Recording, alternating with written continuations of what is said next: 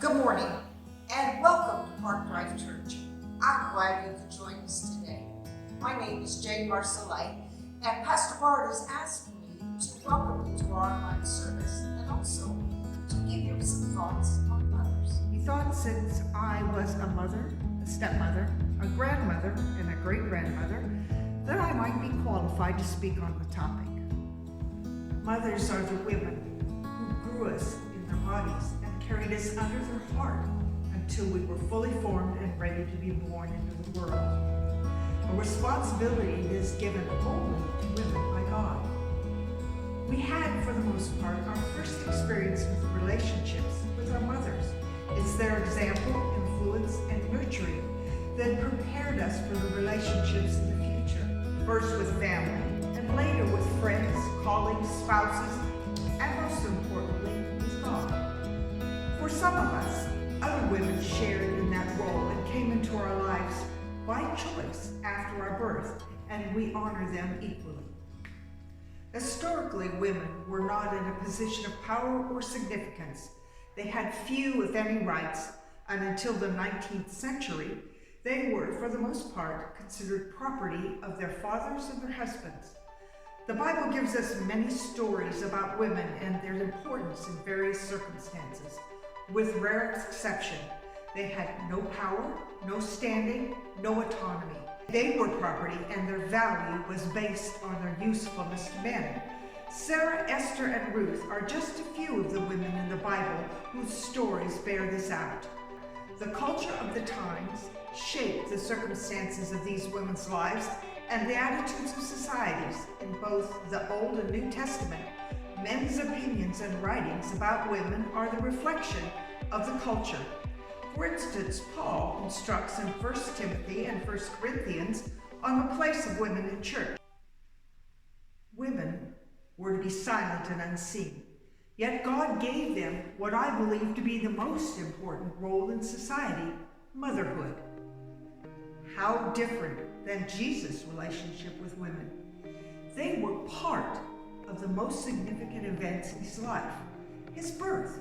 Like all men, he was born of a woman who loved and nurtured him through his life and then was present and prompted him to perform his first miracle, turning water into wine.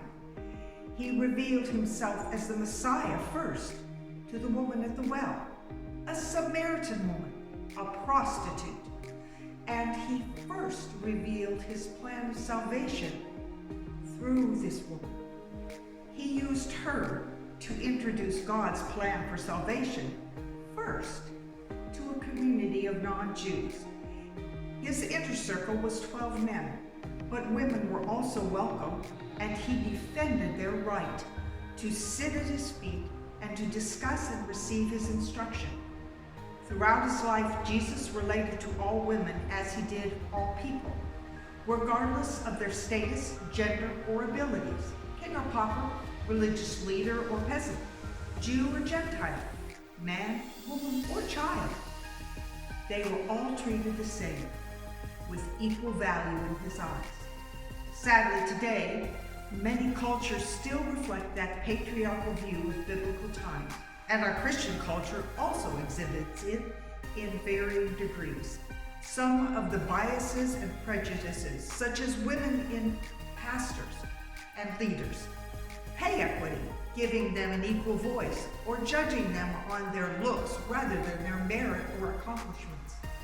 At Park Drive, we strive to build strong relationships with our church family and the community, and to see others as Jesus did, precious souls that God knit together in a mother's womb as uniquely and gifted individuals without labels.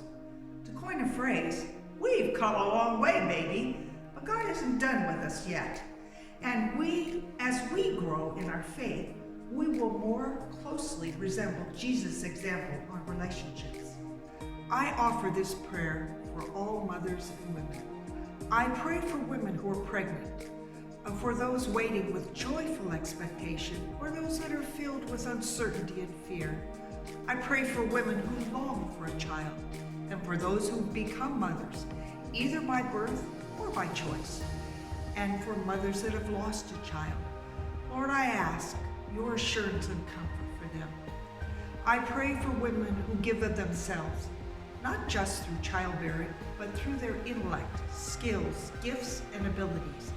Bless all women that they may receive equal compensation for their work, that they may be protected, respected, and valued as unique individuals. For women who strive to protect and advocate for the vulnerable, the children, poor, the disenfranchised, other women, and men and women whose voices are unheard. For women who are mourning the loss of their mothers or other important women in their lives, may they be comforted with a peace that passes all understanding.